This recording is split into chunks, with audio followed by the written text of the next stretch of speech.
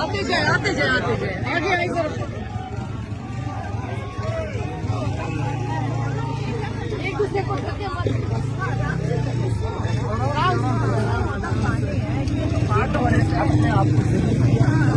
आप को एक्सपोज किया खवातीन के ऊपर। इस दिसंबर के रातों में ठंडा पानी उसकी एक तशद्दुद करना, वायलेंस, शर्म नहीं आती। ये हुकूमत है, ये इतने बेगैरत है कि इनसे चंद खवातीन जो अपने भाई की रिहाई के लिए एक जायज मुतालिबा लेकर उठे हैं और उनसे मुलाकात चाहते हैं, सिर्फ मुलाकात के लिए आए हैं।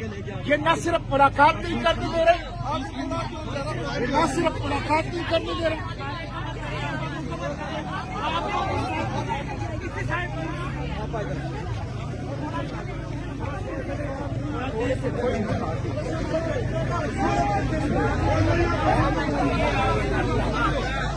ऐसा करेंगे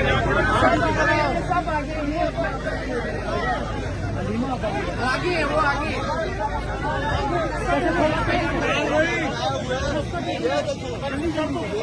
ये वीडियो